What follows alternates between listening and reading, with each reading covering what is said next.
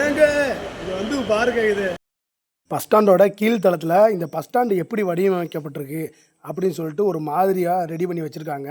நல்லா லைட்டிங் போட்டு சூப்பராக இருக்குங்க பார்க்குறக்கு. இங்கே பாருங்கள், தரையை பாருங்கள் எவ்வளோ சுத்தமாக பளபளன்னு துபாய் ரோடு மாதிரி இருக்குங்க. நல்லா சுத்தமாக வச்சுருக்காங்கங்க, நீட்டாக நல்லா தொடச்சி. அதே மாதிரி உடம்பு முடியாதவங்க, நடக்க முடியாதவங்களுக்கு இந்த மாதிரி வண்டி வச்சுருக்காங்க. மேலே போகிறதுக்கு லிஃப்ட் வச்சுருக்காங்க. அப்புறம் இங்கே பாருங்கள், எஸ்கலேட்டர் இருக்குது.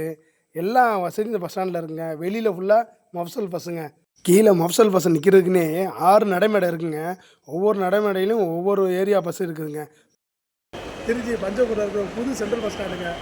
எவ்வளோ சுத்தமாக இருக்குது பாருங்கள். இது வந்து மேல் தளங்க. சிட்டி பஸ் பூரா இங்கே தாங்க இந்த ஏரியாவில் நிற்கும். கீழ் தளத்தில் பூரா வந்து கடைகள், மக்கள் உட்கார்ற இடம். ஆனால் ஃபுல்லாகவே ஏசிங்க.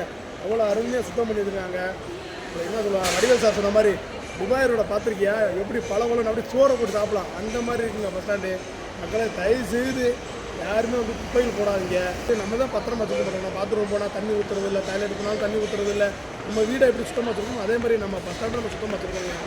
கவர்மெண்ட் பொருள் மட்டும் எதுவும் இல்லைங்க, அரசாங்கம் சுத்தம் அது நம்ம சுற்றுங்க. நம்ம சுத்தம் நம்ம தாங்க பத்திரமா வச்சுக்கணும். இது பஸ் ஸ்டாண்டு சுத்தமாக இருக்குது, அவங்களும் தொடச்சிக்கிட்டே இருக்காங்க. நீங்களே எந்த ஒரு பேப்பர் துட்டோ ஏதோ ஒரு அசுத்தம் பண்ணாதீங்க. மெயினாக எச்சு துப்பாதீங்க.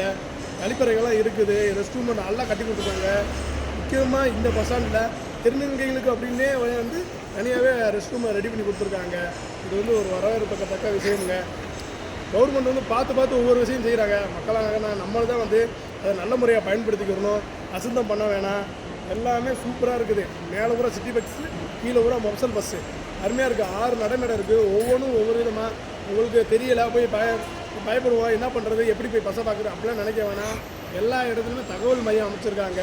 நீங்கள் எங்கே போய் கேட்டாலும் உங்களுக்கு கிளியராக சொல்லுவாங்க. எத்தனை தடவை போய் கேட்டாலும் சொல்லுவாங்க. நீங்கள் பயப்பட தேவையில்லை. எங்கே எந்த பஸ் நிற்கிதுன்னு உங்களுக்கு தகவல் சொல்லிடுவாங்க. நீங்கள் நீட்டாக போகலாம், குழம்பெல்லாம் தேவையில்லை. அருமையாக எல்லா இடத்துலையும் போர்டு வச்சுருக்காங்க. எல்லா நடைமுறையும் போர்டு வச்சுருக்காங்க, எந்தெந்த பஸ்ஸு எங்கெங்கே நிற்கிது அப்படின்னு சொல்லிட்டு.